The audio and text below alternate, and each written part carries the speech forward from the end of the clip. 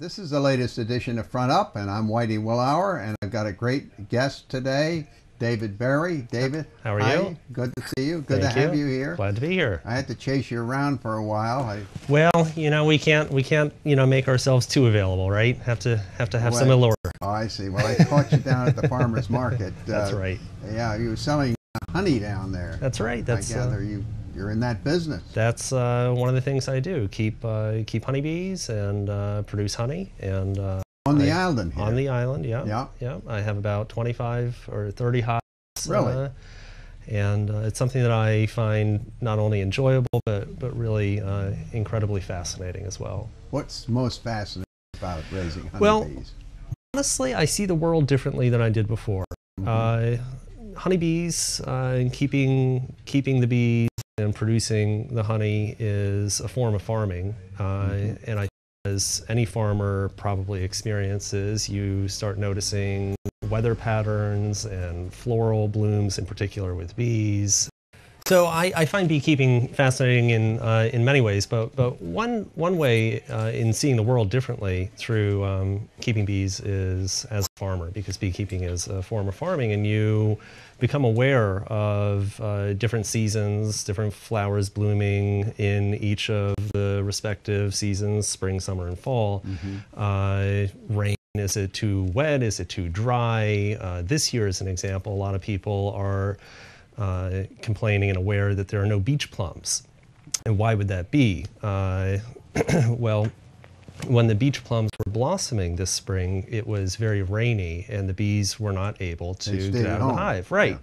Yeah. They had to stay home, so they didn't have an opportunity to pollinate the blossoms. Is there anything you can do about that? I mean, if it's raining. Well, Whitey, if you want to go out with a little paintbrush and touch each of the flower blossoms, you could have your own beach plum producing tree, guaranteed. I see, but I'd have to pollinate all of them. Yeah, you'd have to pollinate them, and that's one of the services that honeybees in particular provide to human beings that is immensely valuable. Yeah. It's interesting to know that about a third of the food we eat is directly related to honeybee pollination, and if the bees mysteriously or suddenly were to vanish, let's say, food production would be greatly challenged, and of course food prices would go up considerably. Isn't there something going on with the honeybees now? What's causing that? Well, for a number of years now, there's been this mysterious kind of ailment called colony collapse disorder, and nobody quite understands yet exactly what is causing the affliction, but what happens is seemingly healthy beehives one day are literally the next day empty of almost all of their bees, and nobody understands, like I said. I thought they diagnosed this somehow, or as a fungus. Well, there has been a lot of research in the last number of years that's gone into trying to understand what's happening with the bees, and in the research there have been some viruses and some funguses and other afflictions that have been recognized, but none of them are the silver bullet. There's nothing yet that that is directly related to this disorder, colony collapse disorder, and the ability to kind of address it and prevent it. Have you had the problem yourself? I haven't seen it. I have seen some challenges, parasites, different bugs that like to live in beehives or on the bees that make it difficult for bees to be healthy, and those are contributing factors, presumably, to colony collapse disorder. Honestly, what is colony collapse disorder? I get this question a lot, and I respond kind of by saying, in my opinion, my best guess is it's death by 1,000 cuts. It's not one thing, it's a lot of different things. It's the environment, it's modern agriculture, which is doing monofarming. So you have 10,000 acres of one kind of blossom. It's blooming, one time, and regardless of how healthy the nectar and pollen from that blossom might be, it's one source. It's not a rounded diet for the honeybees. There have been suggestions that cell phone towers and the radio frequencies that are emitted from cell phone towers somehow disrupt the navigation of the honeybees. Do your bees navigate or do Yeah, they just stay at home? all bees navigate. All bees navigate. Well, they come back to home every night. They do, but yeah. they don't go someplace else. Well, honeybees fly from the entrance of the hive within basically a 3-mile radius of the front door.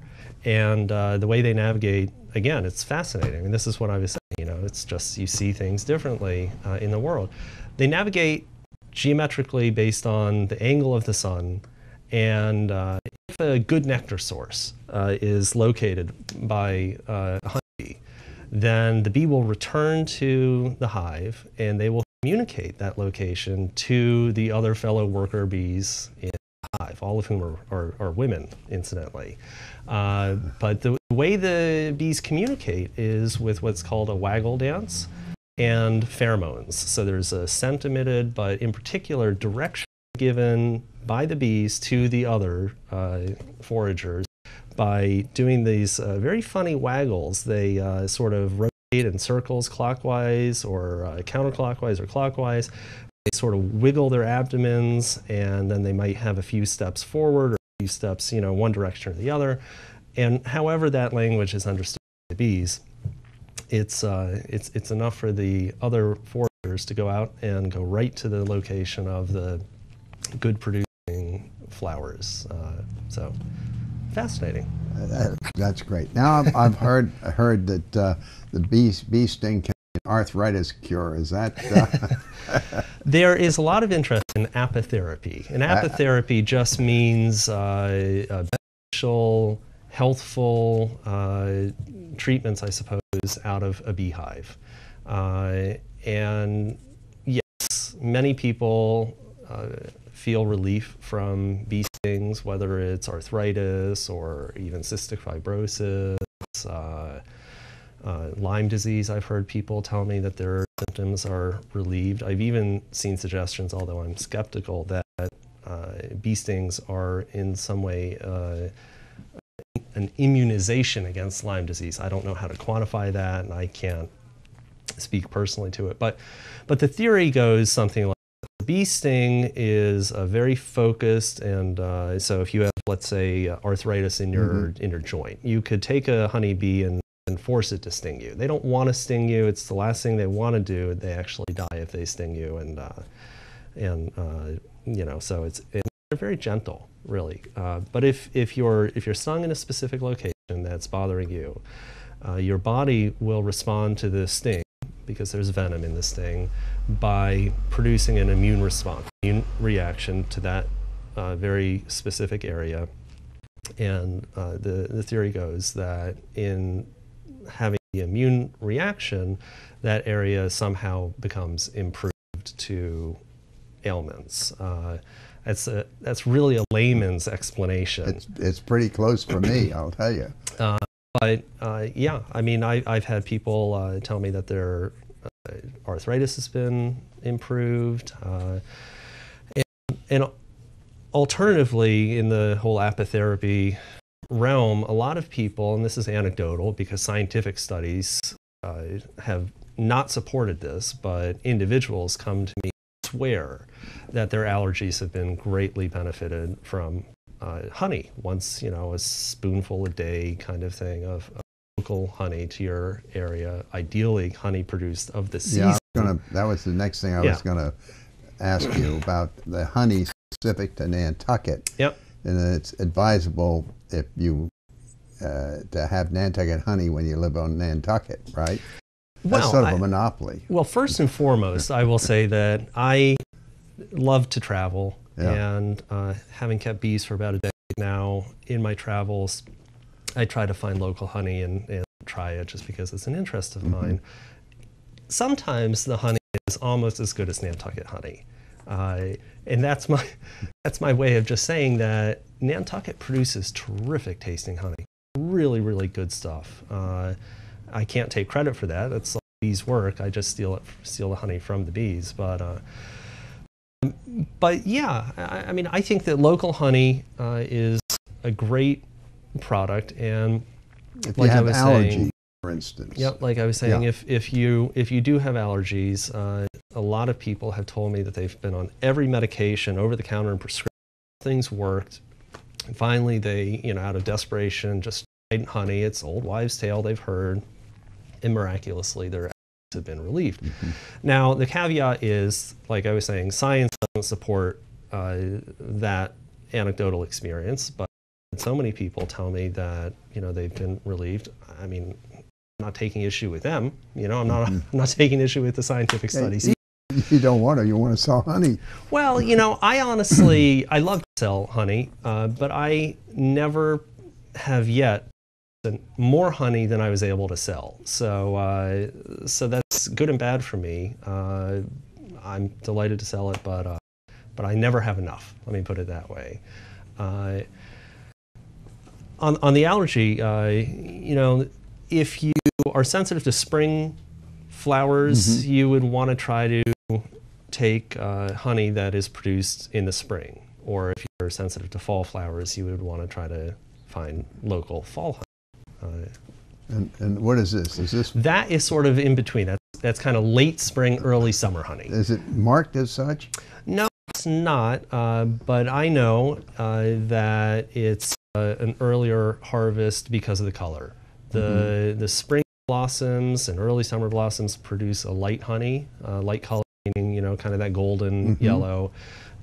As the seasons go later into fall, the honey becomes more of a caramel, gold, brownish, dark. So you can look at honey and say whether it's fall or spring.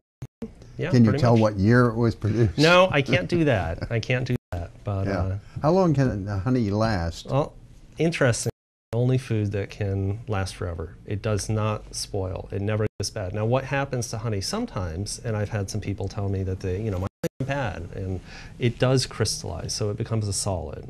It's a supersaturated sugar, right? That's what honey is in the liquid form. And sugars have a tendency of marrying each other and forming solid crystals. So it will go solid, but that doesn't mean it's bad. It just means that it's changed consistency.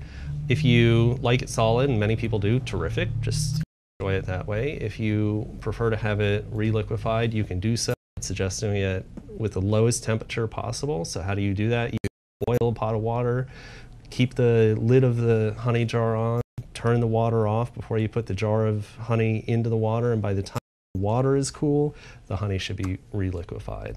Killer bees. We've heard about these killer bees coming our way. Well, what's the story on those? All right, what are killer bees? I'll try to be succinct. A Brazilian scientist in the 1960s decided that he wanted to try to marry African bees, which are known as being incredible honey producers but very aggressive, with European bees, which are known to be very gentle but not the best honey producers. And he got them together, and he expected that if you married them, you'd get the best of both worlds. Great honey producers that are incredibly gentle. Unfortunately, we got the worst of the two. We got poor honey producers that are incredibly aggressive. Those bees escaped from Brazil, moved all the way up South America into Central America, and have come into the States, Texas, Louisiana, Florida, parts of California, all the way as far north so far as Utah. And the challenge with Africanized or killer bees is that they are incredibly defensive, so much so that their behavior could be characterized as aggressive. If you encounter them, it's a very distressing, upsetting experience. Let me kind of paint you a picture. Honeybees from Europe, typically, if they feel threatened, will defend their hive about 20 yards or so from the front door, maximum. So once you get beyond that, they'll just leave you alone and go back to their business. Africanized bees will follow you up to a quarter mile, and they'll be stinging you in mass, and you can get stung 400 or 500 times. It's really not a thing that you want to encounter. Fortunately for us, we haven't seen them in the Northeast, and my hope is that they'll never make it this far. But originally the thought was the limiting factor would be cold winters, and Utah seems to suggest that that's not necessarily holding true. But that's kind of what African bees are, where they came from, and hopefully we will never have them here on Nantucket. One thing that I hear a lot is, oh, I can't stand bees. I got stung by a bee when I was a child, or, you know, I get stung by bees all the time. And, you know, I'm totally sympathetic. I don't like to get stung, but 99% of the time, when people get stung by a bee, it's not a bee. It's a wasp, or particularly yellow jacket or a hornet. And, you know, bees are yellow and black, and they kind of just get labeled as being a stinging insect. Honeybees rarely sting, and if you do get stung, it's almost always because you're running across a field of clovers barefoot and you get stung on the bottom of your foot or something like that. They're really gentle creatures, and if anybody's interested in keeping bees, I would suggest that it's not appropriate for everybody, because it does take some work and some attention, but it's really a very enjoyable way to experience nature.